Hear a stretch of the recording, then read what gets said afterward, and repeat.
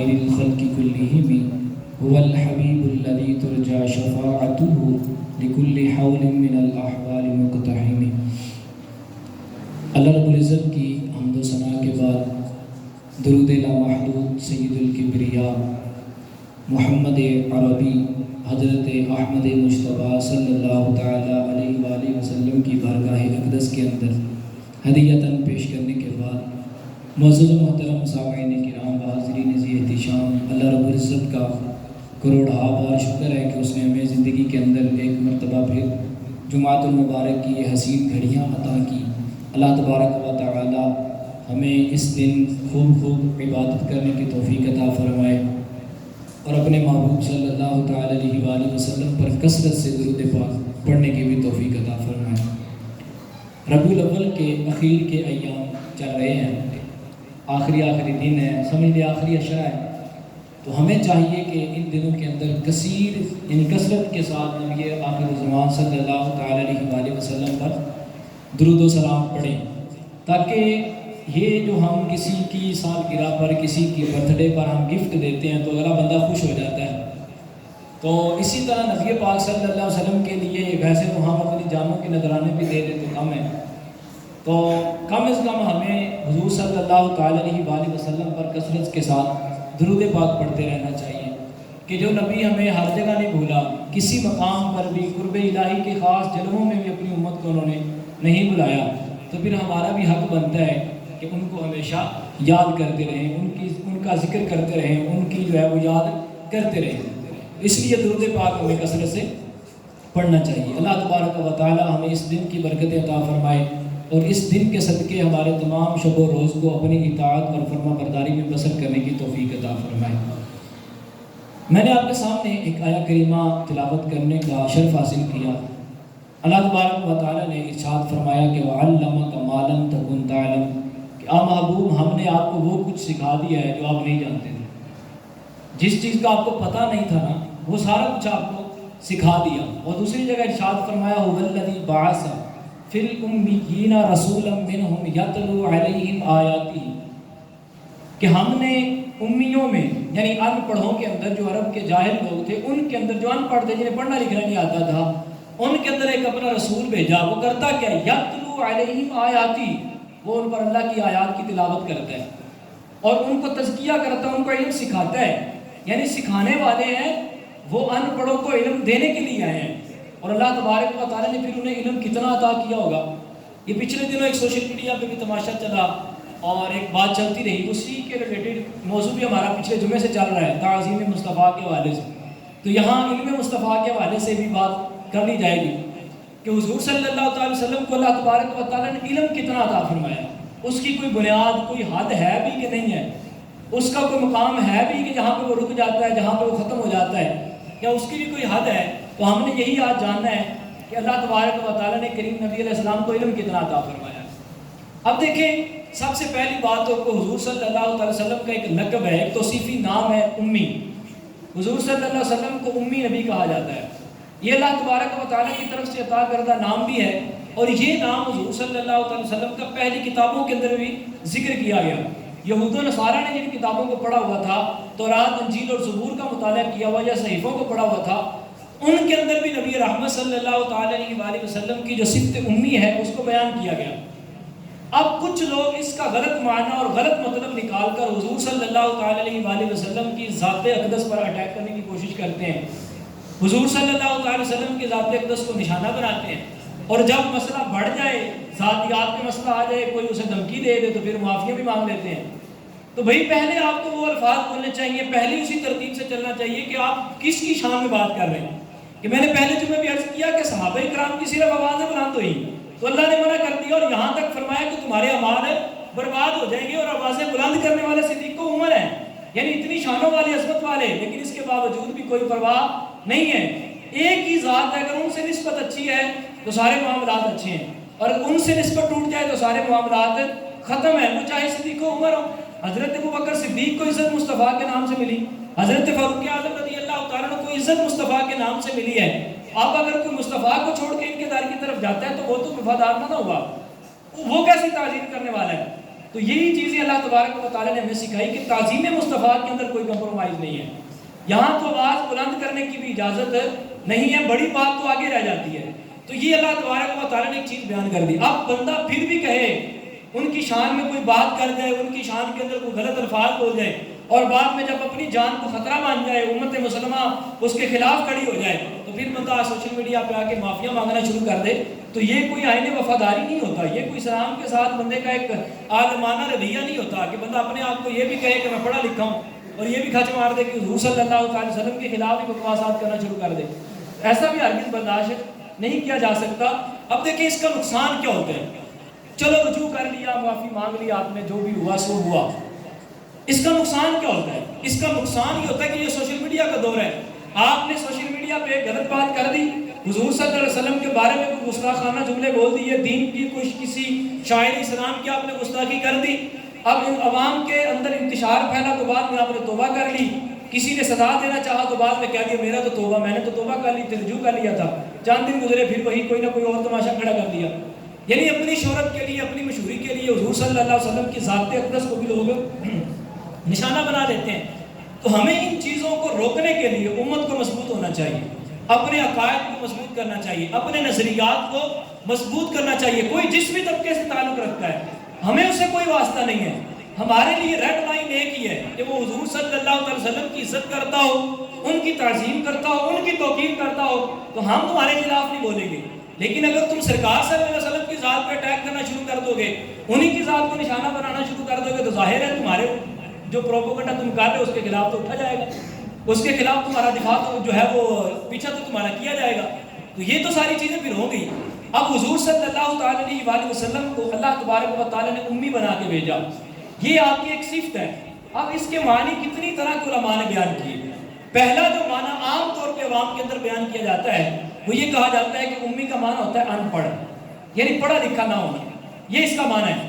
اب مجھے آپ بتائیے، ایک طرف اللہ تبارک و تعالیٰ نے اپنے رسول کریم صلی اللہ علیہ وسلم کو فرمایا کہ میرے یہ نبی امی ہیں، یعنی پڑھے لکھے ہوئے بظاہر دنیا میں کسی سے پڑھے لکھے ہوئے نہیں ہیں. اگر یہی مطلب لیا جائے، جو عام لوگ اس طرح مطلب جو غلط سوچ رکھنے والے مطلب لے لیتے ہیں کہ حضور صلی اللہ علیہ وسلم معاذ اللہ ان پڑھ ہے، ان کو پتہ ہی نہیں تھا، نہ لکھنا آتا تھا نہ پڑھنا آتا تھا، تو پھر آپ مجھے بتائیے ایک جاہل عوام کی طرف جاہل بندے کو بھیج کر، یا جاہل اسٹوڈنٹ ہیں انہوں نے کچھ پڑھا ہی نہیں ہوا، ان کے پاس ایک جاہل استاد کو بھیج دیا جو پڑھا لکھا خود نہیں ہے، تو وہ کیا سکھائے گا؟ وہ کیا سکھا سکے گا؟ وہ ان کو یہ سکھائے گا کہ میں بھی جاہل ہوں بیٹا، آپ بھی جاہل ہیں، لہذا جاہل مل گئے، آپ دو تماشا کرنا کرتے رہے. یہ تو نہیں ہوگا. ایک ٹیچر کو یا ایک معلم کو جب کسی کی طرف بھیجا جاتا ہے، سیکھنے والوں کی طرف، طلباء کی طرف بھیجا جاتا ہے، تو مطلب یہ ہوتا ہے کہ وہ ہائی لیول کا پڑھا لکھا ہو، تاکہ وہ ہر بات کو فیس کر سکے، ان کے ہر سوال کا جواب دے سکے. جو اس نے نصاب پڑھانا ہے اس کو وہ جانتا ہو. اب نصاب جو پڑھانا ہے اس پر اس کی اچھی خاصی مہارتیں تامہ ہوگی تو پڑھا سکے گا. اب اللہ کے رسول نے کیا پڑھانا تھا؟ یتلو علیہم آیاتی، انہوں نے اللہ تبارک و تعالیٰ کی آیات کی تلاوت کر کے انہیں سکھانا تھا. اور اللہ کی آیات ہیں کیا؟ وہ قرآن مجید ہے، وہ اللہ تبارک و تعالیٰ کی نازل کردہ کتاب ہے، جس کے بارے میں اللہ تبارک و تعالیٰ نے فرمایا کہ ہم نے اس کتاب کے اندر ہر خشک و تر کا بیان رکھ دیا. اب نبی ایسا ہے کہ جو خود کامل ہے. اللہ تبارک و تعالیٰ نے جو کتاب ان کے ذمہ لگائی کہ تم نے یہ قوم کو پڑھانی ہے، اس کتاب کے بارے میں رب فرماتا ہے کہ میں نے اس کے اندر سب کچھ بیان کر دیا، سارا کچھ اس کے اندر رکھ دیا. جو بھی خشک و تر ہے، جو بھی آسمان کے ذرات ہیں، زمین کے ذرات ہیں، ان سب کا علم میں نے قرآن مجید کے اندر رکھ دیا ہے. اب جو پڑھانے کے لیے بھیجا جا رہا ہے نا، اس کو اس کتاب کا علم بھی دیا. اور اللہ نے فرمایا میں نے امی انہیں اس لیے بنایا ہے تاکہ کوئی کائنات کا بندہ یہ نہ کہہ سکے کہ یہ تو میرے شاگرد ہیں، مجھ سے پڑھے ہوئے ہیں اور آج ہمیں پڑھانا شروع کر دیا. رب نے فرمایا میں نے اپنے محبوب کو اپنی طرف سے سارا علم سکھا کے بھیج دیا، کائنات کے ذرے ذرے کا علم دے دیا. یہ بچپن سے ہی سب کچھ سیکھے ہوئے ہیں، انہیں کسی استاد کے پاس بیٹھنے کی ضرورت نہیں ہے. یہ جو کچھ بھی اللہ تبارک و تعالیٰ نے عالم ما کانا و ما یکون کے اندر بنایا، اس سب کا علم ان کو عطا فرما دیا ہے. اب جو کتاب ان پر نازل کی جائے گی نا، وہ کما حق ہو، کیونکہ استاد ایسا ہے جس سے بڑا کوئی علم والا ہو نہیں سکتا، اور کتاب ایسی ہے جس میں ہر چیز بیان کر دی گئی. اور پھر سکھانے والا شخص ایسا ہے کہ جس کے بارے میں اللہ تبارک و تعالیٰ ان کی ہر ادا کی بھی قسم کھاتا ہے، جس کے بارے میں رب فرماتا ہے وَعَلَّمَكَ مَا لَمْ تَكُنْ تَعْلَمْ، کہ محبوب ہم نے آپ کو وہ سارا کچھ سکھا دیا جو آپ نہیں جانتے تھے. یعنی سرکار جس چیز کا علم نہیں رکھتے تھے اللہ نے وہ سارا کچھ سکھا دیا. اب کتاب بھی کامل ہے، جو بھیجنے والا ہے وہ بھی کامل ہے، اور جو سکھا رہا ہے جس کو سکھانے کے لیے بھیجا گیا ہے وہ بھی کامل ہے. اب مجھے بتائیے پھر علم کے اندر کوئی کمی رہ سکتی ہے؟ پھر کوئی چیز ان کی نظروں سے اوجھل رہ سکتی ہے؟ پھر کوئی چیز ایسی ہو سکتی ہے جس کا علم سرکار صلی اللہ تعالیٰ علیہ وآلہ وسلم کو معلوم نہ ہو؟ اسی لیے تو میرے اعلیٰ حضرت نے کہا تھا کہ اور کوئی غیب کیا تم سے نہاں ہو بھلا جب نہ خدا ہی چھپا تم پہ کروڑوں درود. کہ یعنی آپ کا علم غیب تو ایسا ہے کہ باقی تمام انبیاء ہیں اللہ نے انہیں ایک محدود حد تک علم غیب عطا کیا، لیکن آپ کو تو رب نے ایسا علم غیب دیا ہے کہ اپنی ذات کو بھی آپ سے غیب نہیں رکھا، اس کو بھی آپ نے ظاہر فرما دیا. اتنا علم غیب اللہ تبارک و تعالیٰ نے رسول کریم صلی اللہ تعالیٰ علیہ وآلہ وسلم کو عطا فرمایا. اچھا، امی کا ایک معنی آپ کو سمجھ آ گیا کہ ان پڑھ سے مراد کیا ہے کہ سرکار صلی اللہ علیہ وسلم دنیا میں کسی سے پڑھے ہوئے نہیں ہے. اللہ تبارک و تعالیٰ نے انہیں تمام علوم عطا فرما کے بھیجا ہے. کسی سے پڑھنے کی انہیں ضرورت نہیں ہوتی. مجھے کتاب پڑھنے کی ضرورت کیوں پیش آتی ہے؟ کیونکہ میں پڑھا لکھا نہیں، میں جاہل ہوں، اس لیے میں کتاب پڑھتا ہوں. کسی بچہ جب پیدا ہوتا ہے اسے مکتب میں جانے کی ضرورت کیوں پڑتی ہے؟ کہ وہ پڑھا لکھا نہیں ہوتا، اسے کسی چیز کا علم نہیں ہوتا، لہذا اسے مکتب میں، مدرسے میں، اسکول میں جانے کی ضرورت پڑتی ہے تاکہ جو ایک نصاب چل رہا ہے، جو دین کی ضروری باتیں ہیں ان کو وہ سیکھ سکے، جو دین کے معاملات ہیں ان کو وہ حاصل کر سکے. اس لیے وہ مکتب میں جاتا ہے. اور جس کے بارے میں رب فرما رہا ہے کہ میں نے سارا کچھ سکھا دیا ہے، سارا کچھ کا علم عطا فرما دیا ہے، پھر اس کے علم میں کمی کوئی نہیں تو وہ سیکھنے کے لیے جائے کس لیے؟ سیکھنے کی حاجت تو اسے ہوتی ہے کہ جس کے پاس کچھ ہو نا، جس سے علم معلوم نہ ہو اور جس سے سب کچھ پتا ہو، کائنات کے ذرے ذرے کو وہ جانتا ہو، ہر ایک چیز کا علم ہو، اسے یہ بھی پتا ہو کہ کون سا بندہ کب مرے گا، کہاں مرے گا. تو جس کو اتنا بھی علم اللہ تبارک و تعالیٰ اتنا عطا فرما دے پھر اس کو کس مکتب کی ضرورت رہتی ہے؟ دنیا میں کون سے بھی زیادہ پڑھا لکھا ہو سکتا ہے، دنیا میں کون سے بھی بڑا علم والا ہو سکتا ہے، جب ان سے بڑا کوئی علم والا ہے ہی نہیں تو پھر ان کو کسی کے پاس جانے کی ضرورت کیا رہتی ہے؟ اور دوسرا جو اس کا معنی کا معنی وہ ہے بنیاد. یعنی اس کو ان پڑھ بھی اسی لیے کہتے ہیں، امی کا معنی ان پڑھ بھی اسی لیے کہا جاتا ہے کہ اس کا ایک معنی یہ ہے کہ جس حالت میں بندہ پیدا ہوا نا، یا جس حالت میں جو چیز تھی وہ اسی حالت میں ہمیشہ رہے. جب تک اسی حالت میں رہے گی نا وہ امی ہے، یعنی وہ پڑھی لکھی نہیں ہے. یعنی حضور جیسے بھی کوئی بچہ پیدا ہوتا ہے تو وہ پڑھا لکھا نہیں ہوتا. اب اگر وہ اسی حالت میں رہتا ہے تو وہ امی رہتا ہے، یعنی ان پڑھ رہتا ہے. تو حضور صلی اللہ تعالیٰ علیہ وآلہ وسلم کو اللہ تبارک و تعالیٰ نے امی کا لقب دے کے یہ بھی بتا دیا کہ میں نے جب اپنے محبوب کو پیدا کیا تھا نا تو سارا علم انہیں عطا فرما دیا تھا، انہیں کسی سے پڑھنے کی ضرورت اور حاجت باقی نہیں رہی. یہ جس طرح پیدا ہوئے تھے نا اس وقت جتنا علم اللہ نے ان کو عطا فرمانا تھا فرما دیا تھا. اب پوری عمر انہیں کسی سے پڑھنے کی حاجت نہیں رہے گی. اللہ تبارک و تعالیٰ نے کائنات کے ہر ذرے کا علم انہیں عطا فرما چھوڑا ہے، ساری چیزیں انہیں عطا فرما دی ہیں. اور سرکار صلی اللہ تعالیٰ علیہ وآلہ وسلم خود فرماتے ہیں انی بعثت الی امت امیۃ، کہ مجھے ایک امی امت کی طرف یعنی ان پڑھ امت کی طرف نبی بنا کے بھیجا گیا. اور میں نے آپ کو پہلے کہا کہ ان پڑھوں کی طرف کون آتا ہے؟ جو لوگ ان پڑھ ہوں ان کی طرف انہیں سکھانے کے لیے کون آتا ہے؟ جو خود پڑھا لکھا ہو، جس کے پاس خود علم ہو. تو سرکار صلی اللہ علیہ وسلم کے علم کی تو کوئی انتہائی نہیں ہے. ٹھیک ہے. دوسرا اس کا معنی کیا ہے؟ بنیاد. بنیاد تیسرا معنی سے بیان کر رہا ہوں.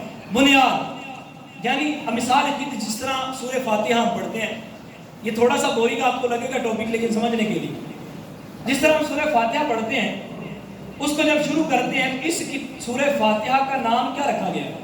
ام الکتاب. اس کا ایک نام سورہ فاتحہ ہے اور دوسرا اس کا نام ایک ام الکتاب بھی ہے. اسی طرح مکے کی بستی کو ایک نام دیا جاتا ہے جس کو کہتے ہیں ام القریٰ، یعنی یہ تمام بستیوں کی بنیاد ہے.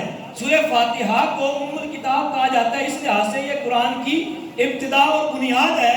اور اسی طرح ماں کو بھی کہا جاتا ہے، جس طرح ہم ام المؤمنین حضرت عائشہ، حضرت خدیجہ الکبریٰ بقیہ حضرت ازواج مطہرات کو ام المؤمنین کہتے ہیں. اس کی وجہ کیا ہے کہ مومنوں کی ماں کون ہوتی ہے؟ بچے کی بنیاد ہوتی ہے. اسی طرح حضور صلی اللہ علیہ وسلم کو اللہ نے امی کا لقب عطا فرما کے یہ بتانا چاہا کہ میرے محبوب صلی اللہ تعالی علیہ وآلہ وسلم اس کائنات کی بلکہ دو جہاں بلکہ ہر عالم کی ابتدا میرے محبوب صلی اللہ علیہ وسلم ہے. ہر چیز کی ابتدا سرکار صلی اللہ تعالی علیہ وآلہ وسلم ہے. جو چیز بھی کائنات کے اندر پیدا ہوئی، جو چیز بھی کائنات میں بنی ہے، اس سب کی بنیاد حضور سید عالم صلی اللہ تعالی علیہ وآلہ وسلم ہے. یہ حضور صلی اللہ علیہ وسلم کی شان امیت ہے.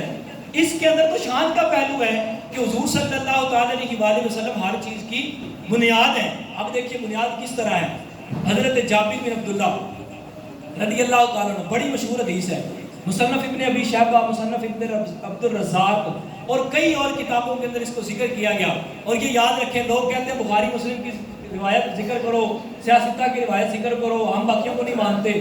بھائی یہ سیاستہ سے بھی پہلے کی لکھی ہوئی، اور جن لوگوں نے سیاستہ لکھی ہے نا، امام بخاری اور مسلم اور بقیہ جو ہیں، یہ ان لوگوں کے بھی استاد ہیں. مصنف عبد الرزاق رحمۃ اللہ تعالیٰ جنہوں نے یہ کتاب لکھی ہے، وہ امام بخاری اور امام مسلم کے بھی استاد ہیں. آپ ان کے استادوں کو چھوڑ کے شاگردوں کی بات مان رہے ہو، یہ کیسا انصاف ہے؟ اور وہ اس سے پہلے کی لکھی ہوئی کتابیں ہیں، اور ان کے روایات کے اندر جو راویوں کی سند میں تعداد ہے وہ امام بخاری اور امام مسلم کی روایتوں سے کم ہے. اور جتنی کم اسناد ہوتی ہیں وہ اتنی زیادہ سند مضبوط ہوتی ہے. یہ روایت کے اندر ایک چیز ہے، یعنی ایک سند ایسی ہے کہ جس کے اندر 8-10 کے بعد جا کے کسی کتاب کے اندر لکھی گئی. یعنی امام بخاری نے فلاں سے روایت کیا، پھر انہوں نے فلاں سے کیا، پھر انہوں نے فلاں سے کیا، پھر انہوں نے فلاں سے کیا. ایک تو یہ ہے، اور ایک بندہ ڈائریکٹ کہہ دے میں نے صحابی رسول سے سنا ہے، تو کس کی زیادہ مضبوط ہوگی؟ جو ڈائریکٹ کہہ رہا ہے کہ میں نے صحابی رسول سے سنا ہے. تو یہ امام اعظم رحمۃ اللہ تعالی کے جو مسند امام اعظم ہے، اس کے اندر اکثر روایات ایسی ہیں جو ڈائریکٹ صحابہ کرام سے سنی گئی ہیں، یا اس کے اندر ایک آدھ واسطہ ہے. اسی طرح مصنف عبد الرزاق کے اندر اور مصنف ابن ابی شیبہ کے اندر بھی اس طرح کی کثیر روایات ہیں.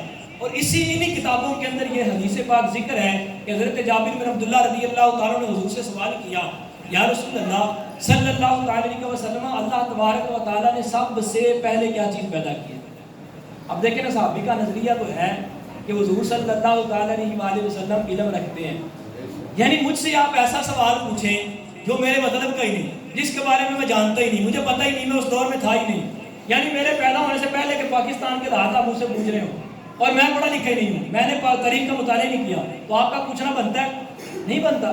تو جس بندے کو صحابہ کو یہ پتا تھا کہ حضور کو تب کے حالات بھی پتہ ہیں جب کچھ بھی نہیں تھا، جب اللہ کی ذات کے سوا کچھ بھی نہیں تھا، حضور صلی اللہ تعالی علیہ وآلہ وسلم تب کے حالات کو بھی جانتے تھے، تب کی چیزوں کو بھی جانتے تھے. اسی لیے تو صحابی سوال کر رہے ہیں. اور حضور نے یہ نہیں کہا جابر مجھے کیا پتا، میں تو 14 سالوں بعد آ رہا ہوں، اتنے 1000 سال گزر گئے، آدم آئے، نوح آئے، عیسیٰ آئے، موسیٰ آئے، ابراہیم آئے، اتنے نبی گزر چکے، اتنے دور گزر چکے، اور تو اس وقت کی بات کر رہا ہے جب جبریل بھی پیدا نہیں ہوئے تھے، جب لوح و محفوظ بھی نہیں بنے تھے، جب عرش معلیٰ بھی نہیں بنا تھا. تو تب کی بات پوچھ رہے تو میں کیسے بتا سکتا ہوں؟ نہ، یہ نہیں کہا، بلکہ حضور صلی اللہ علیہ وسلم فرمانے لگے، یا جابر، کہ اے جابر، اللہ تبارک و تعالیٰ نے سب سے پہلے اپنے نور سے تیرے محبوب صلی اللہ علیہ وسلم کے نور کو پیدا فرمایا ہے، ان کے نور کو بنایا ہے. اور پھر یہ ایک طویل حدیث ہے، مختصر یہ کہ حضور صلی اللہ علیہ وسلم فرمانے لگے جب اللہ نے میرے نور کو بنایا نا، اس نور کو تخلیق کیا، تو اس کے بعد ہوا کیا؟ سرکار صلی اللہ علیہ وسلم فرمانے لگے پھر میرے نور کے حصے کیے، ان میں سے ایک حصے کے پھر حصے کیے اور اسے فرشتوں کو تخلیق کیا.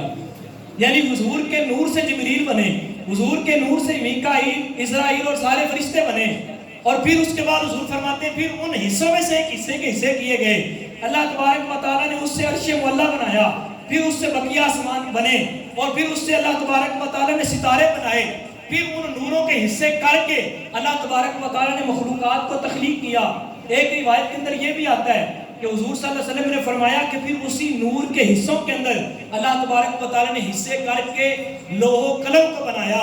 تو جن روایات میں لوگ یہ کہتے ہیں نا کہ سب سے پہلے اللہ تبارک و تعالیٰ نے لوح محفوظ کو بنایا ہے، اس کا بھی یہ رد ہوتا ہے کہ لوح محفوظ کو بنایا ضرور اللہ تبارک و تعالیٰ نے، لیکن سب سے پہلے حضور کے نور کو بنایا. حضور کے نور کے صدقے ہی لوح محفوظ بنے. اور حضرت جبریل علیہ السلام کے حوالے سے اعلیٰ حضرت رحمۃ اللہ تعالیٰ، یہ حدیث میں پھر دوبارہ کروں گا، یہ ایڈ کر کے آگے چلتے ہیں. اعلیٰ حضرت رحمۃ اللہ تعالیٰ نے فتاوی رضویہ شریف کے اندر اس کی تھوڑی سی بات پڑھا لیں. اعلیٰ حضرت رحمۃ اللہ تعالیٰ نے فتاوی رضویہ شریف کے اندر ایک حدیث نوٹ کی. آپ فرماتے ہیں کہ ایک مرتبہ نا حضرت جبریل علیہ السلام حضور صلی اللہ علیہ وسلم کی بارگاہ میں آئے اور آ کے عرض کرنے لگے یا السلام علیکہ یا اول، السلام علیکہ یا آخر۔ جب یہ کہا نا تو آج کل کے جو لوگ ہمیں کہتے ہیں نا کہ تم شرک کرتے ہو، ان کا بھی رد ہو گیا۔ اب ہوا کیا، سرکار صلی اللہ علیہ وسلم فرمانے لگے اے جبریل یہ جو تم نے نام لیے ہیں اول اور آخر کہا ہے، یہ تو اللہ تبارک و تعالیٰ کے نام ہے اور تو نے میرے لیے پکار دیے۔ یعنی حضور صلی اللہ علیہ وسلم کو علم تو ہے لیکن سوال کیا اس لیے تاکہ آنے والوں کے لیے اس کا جواب مل جائے۔ حضرت جبریل عرض کرنے لگے یا رسول اللہ یقیناً یہ اللہ کے نام ہے، اول بھی وہ ہے آخر بھی وہ ہے، لیکن اللہ تبارک و تعالیٰ نے آپ کو سب سے پہلے پیدا کیا اور آپ کا نام اپنے نام کے ساتھ رکھا۔ جہاں جہاں آپ اپنا ذکر کیا وہاں وہاں آپ کا ذکر کیا، جہاں جہاں اپنا نام لکھا وہاں وہاں اپنے نام کے ساتھ آپ کا نام لکھا، اس لیے آپ اول بنے۔ اور اللہ تبارک و تعالیٰ نے سب سے آخر میں جب تمام انبیاء کو بھیجا، انبیاء کی یہ سلسلہ جاری رہا، حضرت آدم سے عیسیٰ تک انبیاء آتے رہے، سب کو آپ کے صدقے سے نبوت ملی، اور جب آخر میں آپ کو بھیجا تو آپ کو آخر ہونے کا لقب بھی عطا فرما دیا اور ختم نبوت کا تاج بھی آپ کے سر پہ پہنا دیا۔ اب ان لوگوں کا کیا بنے گا جو یہ کہتے ہیں کہ حضور صلی اللہ علیہ وسلم کو تم علم غیب کہتے ہو، علم غیب والا کہتے ہو، اللہ کو بھی علم غیب ہے، حضور کو بھی علم غیب ہے، لہٰذا یہ تو شرک ہو گیا۔ ابھی میرا ایک طالب علم کالج کے اندر مجھے پوچھ رہا تھا کہ سر جی میں کسی کے پاس بیٹھا تھا، وہ مجھے کہہ رہا تھا کہ حضور صلی اللہ علیہ وسلم کا جو علم غیب مانتے ہیں نا وہ سارے مشرک ہیں۔ تو کہتا میں حیران ہو گیا کہ اس طرح تو ہم بھی مانتے تھے تو سارے مشرک ہو گئے، کوئی مسلمان بچے ہی نہیں بچے۔ تو میں حیران ہو گیا، تو کہنے لگا کہ دیکھو جس طرح اللہ عالم الغیب ہے، اللہ کی یہ صفت ہے، اب اللہ کی صفات کے اندر شرک کرنا یا اللہ کی صفات کے برابر کسی کو صفت ٹھہرا دینا یہ تو شرک ہوا۔ بات آگے چلے جائے گی، باہر آگے تو کہنے لگا کہ یہ تو شرک ہو گیا۔ میں نے اس کو بڑا سمپل سا جواب دیا، میں نے کہا مجھے یہ بتائیے اللہ تبارک و تعالیٰ بھی رؤوف الرحیم ہے اور اللہ نے اپنے محبوب کو رؤوف الرحیم کہا، اللہ مومن ہے اور تمام امت مسلمہ کو بھی اللہ نے مومن کہا، پھر تو سارے مشرک ہو گئے۔ اللہ بھی نور، فرشتے بھی نور، سارے مشرک فرشتوں کو نور مان رہے ہیں، اگر نور نہ مانے تو کافر ہو جاتے ہیں، کسی طرح بچتے ہی نہیں ہیں۔ تو پھر آپ مجھے بتائیے تیسرا راستہ کیا بچتا ہے؟ مسلمان ہونے کا کون سا طریقہ وہ ہمیں بتا دے تاکہ ہم بھی اسلام لے آئیں، کیونکہ ابھی تک ایسی مسلمان شاید ہوئی نہیں تھوڑے نظریے کے مطابق، ٹھیک ہے؟ تو یہ چیزیں ہیں کہ جب ہم دین کو اپنی عقل کے مطابق سمجھتے ہیں، جس طرح کوئی لفظ، جس طرح میں نے پہلے بھی عرض کیا کہ امی کا معنی اپنے پاس سے کر دیا ان پڑھ، یعنی نہ حضور کو پڑھنا آتا تھا نہ معاذ لکھنا آتا تھا، ان کو تو پتہ ہی نہیں چلا، ان کے سامنے قرآن لکھا جاتا رہا تھا، قرآن کے اندر غلطیاں بھی ہوتی رہی تو حضور کو پتہ ہی نہیں چلا، معاذ اللہ ثم معاذ اللہ۔ تو یہ کیسا علم ہے؟ یہ وہ علم ہے جو شیطان کے پاس تھا۔ رحمان کا دیا ہوا علم وہ ہوتا ہے جو شان مصطفیٰ کے اندر بیان کیا جاتا ہے، جو حضور کے قصیدے پڑھتا ہے۔ رحمان کا دیا ہوا علم تو وہ ہوتا ہے جو یہ سمجھ رکھے کہ اللہ اور رسول اللہ صلی اللہ علیہ وسلم کے جو ہے وہ اندر فرق کیا ہے، ان کی ذات کے اندر جو ہے وہ فرق کیا کس چیز کا ہے۔ اب جب جبریل نے یہ کہا نا یا رسول اللہ السلام علیکہ یا اول، السلام علیکہ یا آخر، تو آنے والے تمام لوگوں کا یہ اعتراض ختم ہو گیا۔ اس کا مطلب یہ ہوا کہ اللہ تبارک و تعالیٰ جو اول ہے، جو آخر ہے، وہ اپنی ذات کے لحاظ سے ہے، اس کا مقابلہ کوئی نہیں کر سکتا، اور جو اس نے اپنے محبوب کو اول بنایا ہے، اپنے محبوب کو آخر بنایا ہے، یہ اللہ تبارک و تعالیٰ کی طرف سے عطا کرتا ہے، اور اللہ تبارک و تعالیٰ جس کو جو چاہتا ہے وہ عطا فرما سکتا ہے، یہ اس کی قدرت ہے، یہ اس کی طاقت ہے۔ اسی طرح سرکار صلی اللہ علیہ وسلم کو اللہ تبارک و تعالیٰ نے اول بھی بنایا، آخر بھی بنایا، اور علم غیب بھی سرکار صلی اللہ علیہ وسلم کو عطا فرمایا۔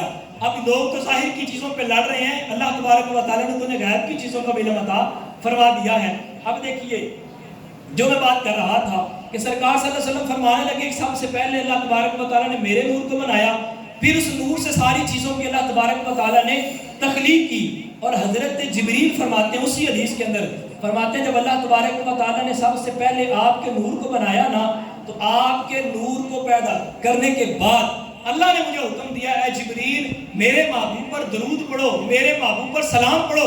حضرت جبریل کہتے ہیں میں نے 1000 سال تک آپ کی ذات اقدس پر درود پڑھا، پھر 1000 سال تک آپ کی ذات اقدس پر میں نے سلام پڑھا، پھر اس کے بعد اللہ تبارک و تعالیٰ نے حضرت آدم کو تخلیق فرمایا۔ اب دیکھیں یہ سلام پڑھنا، درود پڑھنا یہ کوئی آج کا طریقہ نہیں ہے، یہ تو جب کائنات بنی نہیں تھی، حضرت آدم کی بھی تخلیق نہیں ہوئی تھی، اس وقت جو فرشتوں کا ورد تھا نا، جو جبریل کی زبان پہ ذکر جاری تھا، وہ رسول کریم صلی اللہ علیہ وسلم پر درود و سلام پڑھنا تھا، وہ سرکار صلی اللہ علیہ وسلم کی اوصاف، آپ کی صفتوں کو بیان کرنا تھا۔ اور یہ کوئی آج کا کام تو ہے نہیں. حضور کی شانیں تو حضرت آدم سے بلکہ حضرت جبریل سے لے کے آج تک بیان ہیں ہوتی چلی جا رہی ہیں. اور اللہ نے تو یہ وعدہ فرمایا وَرَفَعْنَا لَكَ ذِكْرَكَ کہ اے محبوب ہم نے آپ کے ذکر کو بلند کر دیا. یہ قیامت تک جیسے جیسے وقت گزرتا جائے گا سرکار کا ذکر بلند ہوتا چلا جائے گا. اور جو خامیاں نکالتے ہیں وہ اپنے ہی موت آپ مرتا چلے جائیں گے. ان لوگوں کا ایمان کبھی بھی کامل نہیں ہو سکتا جو سرکار صلی اللہ علیہ وسلم پر بکواسات کرتے ہیں, جو ان کی ذات اقدس پر اٹیک کرتے ہیں, وہ کبھی بھی ایمان والے ہو نہیں سکتے. اب دیکھیے امی کا ایک معنی میں نے بتا دیا, ان پڑھ وہ کس لحاظ سے کہ سرکار صلی اللہ علیہ وسلم دنیا میں کسی سے پڑھے ہوئے نہیں تھے. اللہ تبارک و تعالیٰ نے انہیں سارے علوم سکھا دیے. اس کے اندر ایک حکمت یہ تھی, اگر سرکار صلی اللہ علیہ وسلم دنیا میں کسی سے پڑھے ہوئے ہوتے تو وہ یہ دعویٰ کر دیتا کہ میں ان کا استاد ہوں, انہوں نے مجھ سے سیکھا ہوا ہے اور آج لوگوں کو سکھا رہے ہیں کہ میں نبی بن گیا ہوں تو میں یہ ہو گیا ہوں میں وہ ہو گیا ہوں. اللہ نے سارے وہ اعتراضات ہی ختم کر دیے. اللہ نے فرمایا میں نے اپنے نبی کو خود پڑھا کے بھیج دیا ہے. الرحمن علم القرآن علمہ البیان. اللہ تبارک و تعالیٰ نے تو سب کچھ اس کے اندر بیان ہے فرما دیا ہے, سارا کچھ اپنے محبوب کو سکھا دیا, باقی بچتا ہی کچھ نہیں جو دنیا والوں سے سیکھیں. اب اللہ نے ایک تو یہ بھی اعتراض دنیا والوں کو اٹھا دیا, اور دوسرا پہلی کتابوں کے اندر سرکار صلی اللہ علیہ وسلم کا نام امی ذکر ہو چکا تھا. اور اگر سرکار صلی اللہ علیہ وسلم دنیا میں کسی سے پڑھتے, دنیا میں کسی سے علم حاصل کرتے, تو اس پر یہود و نصارہ نے یہ سوال اٹھانا تھا کہ سرکار کی تو یہ صرف پہلی کتابوں میں بیان کی گئی ہے کہ وہ دنیا میں کسی سے پڑھنے والے نہیں ہوں گے, اب یہ دنیا میں پڑھے ہوئے ہیں لہذا یہ نبی نہیں ہو سکتے. تو اللہ تبارک و تعالیٰ نے انہیں بھی کوئی بہانہ نہیں دیا, اپنے سرکار اپنے محبوب صلی اللہ علیہ وسلم کو دنیا میں کسی سے پڑھنے نہیں دیا, سارے علم خود عطا فرما دیے. اور پھر دیکھیے حضرت عبداللہ بن سلام رضی اللہ تعالیٰ عنہ, یہ یہودیوں کے بہت بڑے عالم تھے. اب یہودیوں نے کیا کیا, انہوں نے کہا کہ یہ جو نبی ہے نا جنہوں نے نبوت کا دعویٰ کیا ہے یہ دنیا میں کسی سے پڑھے ہوئے تو ہے نہیں, تو لہٰذا آپ بہت پڑھے لکھے ہیں, آپ کے پاس کتابوں کا علم ہے, آپ ان کے پاس کچھ سوالات لے کے جائیں ہماری طرف سے, ان سے سوال کریں, وہ جواب نہیں دے سکیں گے. جب ان سے جواب نہیں بن پائیں گے نا تو آپ جیت جائیں گے, وہ ہار جائیں گے, اور ہم کہہ دیں گے کہ محمد عربی کے پاس علم نہیں لہٰذا یہ نبی نہیں ہو سکتا. جب انہوں نے یہ دعویٰ کر کے حضرت عبداللہ بن مسعود کو بھیجا نا, حضرت عبداللہ بن سلام رضی اللہ تعالیٰ عنہ کو, یہ یہودیوں کے بہت بڑے عالم تھے. اب ہوا کیا کہ جب یہ پاس آئے نا تو چہرہ مصطفیٰ کو دیکھ کر لوگ کہتے ہیں ان کے علم کی باتیں سن کے ان کے پاس بیٹھ کے پھر علم آتا ہے. حضرت عبداللہ بن سلام بہت بڑے عالم تھے, یہودیوں کے بہت بڑے عالم, یعنی اس وقت یہود و نصارہ کے اندر سب سے بڑے یہ عالم تھے. جب یہ پاس آئے نا کریم نبی علیہ السلام کے چہرے کو دیکھا تو چہرے کو دیکھ کے کلمہ پڑھ لیا. جب یہودیوں نے پوچھا نا کہ تجھے تو مناظرہ کرنے بھیجا تھا, یہ کیا ہوا کہ تو نے کلمہ پڑھ لیا, تو وہ فرمانے لگے جب میں ان کے پاس گیا نا میں نے ان کے چہرے کی زیارت کی تو میں سمجھ گیا کہ یہ جھوٹا نبی ہو ہی نہیں سکتا, ان سے بڑا کوئی علم والا ہے ہی نہیں. عبداللہ بن سلام کی کیا مجال کہ وہ ان کے ساتھ آ کے بحث و مباحثہ کرے, وہ ان کے ساتھ مناظرہ کرے, عبداللہ بن سلام کی کیا اوقات ہے. اس لیے میں کلمہ پڑھ کے مسلمان ہو گیا. اور حضور کو اللہ تبارک و تعالیٰ نے حضور کو علم کتنا عطا فرمایا ہے. دیکھیے سرکار صلی اللہ علیہ وسلم صرف دنیا کے معاملات نہیں, ایک تو بات میں پہلے کر چکا کہ جب دنیا بنی بھی نہیں تھی تب کے معاملات کی بھی سرکار صلی اللہ علیہ وسلم نے خبر دی, اور پھر جب قیامت کا دن ہوگا. اب بندے نے ایک بڑی نا وہ کمال کی بات کہی, وہ کہنے لگا سرکار صلی اللہ علیہ وسلم نے, کسی نے سوال کیا کہ سرکار صلی اللہ علیہ وسلم کو اگر علم غیب ہوتا تو کیا حضور یہ نہ بتا دیتے کہ اس حدیث پاک کے اندر آیا ہے کہ سرکار صلی اللہ علیہ وسلم کے پاس اس قیامت کے دن اللہ تبارک و تعالیٰ کے بندے کو بلائے گا, اس کا حساب و کتاب ہوگا, سارے معاملات ہوں گے, اس کے لیے دوزخ کا فیصلہ کر دیا جائے گا, پھر سرکار صلی اللہ علیہ وسلم آئیں گے اور پوچھیں گے اس کا معاملہ کیا ہوا, پھر وہ ایک پرچی ڈالیں گے اور یہ سارے معاملات ہوں گے. تو وہ کہنے لگا اگر حضور کو علم غیب ہوتا تو پوچھنے کی ضرورت کیوں پڑتی, پہلے حضور کر دیتے. جواب دینے والے نے بڑا کمال کیا, اس نے کہا تجھے یہ واقعہ بتایا کس نے, یہ تو قیامت والے دن ہونا ہے نا, ابھی تو ہوا ہی نہیں, یہ تو قیامت والے دن ہونا ہے, تجھے کس نے بتایا. تو کہنے لگا سرکار کی حدیث میں آیا. تو وہ کہنے لگا جس سرکار کو یہ پتا ہے نا کہ قیامت کے دن فلاں کے ساتھ یہ معاملہ ہوگا, یہ باتیں ہوں گی, اور اس کو اس طرح پھنسایا جائے گا, پھر اس طرح کہ میں نکالوں گا. جو سرکار یہ جانتے ہیں نا ان کو اس بات کا بھی علم ہے کہ وہ میرا امتی پھنسے گا تو پھر اسے میں نکال کے ملاؤں گا, پھر اسے جنت کا راستہ بھی دکھاؤں گا. اور اس کے اندر تو صرف شان مصطفیٰ ہے. اور حضرت مفتی احمد یار خان نعیمی رحمۃ اللہ تعالیٰ نے بڑی پیاری بات کی, وہ کہتے ہیں شان مصطفیٰ تم لوگ بیان کرتے ہو تمہیں تو پتہ ہی نہیں شان مصطفیٰ ہے کیا. وہ فرمانے لگے قیامت کا دن 50,000 سال کا ایک دن ہے, لیکن کیا 50,000 سال حساب و کتاب ہوتا رہے گا؟ نا ایسا تو نہیں ہے کہ اللہ تبارک و تعالیٰ کے پاس مطلب 50,000 سال کا ضرورت ہے اسے کوئی. یہ تو ایک سیکنڈ کا کام ہے, اللہ سب کو جانتا ہے. حساب و کتاب تو ایک سیکنڈ کا کام ہے. آپ فرمانا ہے کہ صرف 5 گھنٹے لگیں گے, آدم سے لے کے یوم آخر تک جتنے بھی لوگ آئے ان سب کا حساب ہو جائے گا. بقیہ جتنے بھی گھنٹے دن سال بچتے ہیں نا, ان کے اندر ایک ہی کام ہوگا, وہ سرکار صلی اللہ علیہ وسلم کی شان بلند ہوا کریں گے, وہ سرکار کے قصیدے پڑھے جائیں گے. کہیں لوگوں کو یہ اہمیت بتائی جائے گی کہ جب تم جہنم میں پھنس رہے ہوگے نا, سرکار تمہیں نکال کے جنت میں ڈالیں گے, دیکھ لو کتنی شان ہے ان کی. اور جب لوگ کوئی بھی کام نہیں آئے گا, سرکار کام آئیں گے تو لوگوں کو بتایا جائے گا, دیکھ لو کتنی شان ہے ان کی. اس لیے اعلیٰ حضرت نے کہا تھا کہ آج لے ان کی پناہ, آج مدد مانگ ان سے, پھر نہ مانیں گے قیامت میں. اگر مان گیا کہ قیامت میں تو ان کی شانیں دیکھ کے تو سارا کچھ مان جائے گا کہ سرکار کو اللہ نے یہ بھی شان دی, یہ بھی شان دی, یہ بھی شان دی. جو ہے وہ مدعا یہ ہے, اور جو ہے وہ آپ کی خوش قسمتی یہ ہے کہ آپ دنیا میں رہتے ہوئے سرکار کی شانوں کو سمجھ جائیں. سرکار صلی اللہ علیہ وسلم کی شانوں کو بلند کرنے والے دنیا میں رہتے ہوئے بن جائیں. قیامت کے دن تو سب نے مان ہی جانا ہے. جو سرکار پر ایمان نہیں بھی رکھتے ان نے بھی مان جانا ہے. ایمان والے تو پہلے مانے ہوئے ہیں. اس لیے ہمیں آج تسلیم کرنا چاہیے کہ سرکار صلی اللہ علیہ وسلم کو اللہ نے علم بھی دیا ہے تو کمال دیا ہے, حضور کو شانیں بھی دی ہیں تو کمال عطا فرمائی ہیں. حضور کی جس صفت کو بھی دیکھا جائے ہر صفت کے اندر کمال ہے. اللہ تبارک و تعالی ہمیں محبت مصطفیٰ عطا فرمائے, ادب مصطفیٰ بھی عطا فرمائے. وآخر دعوانا الحمدللہ.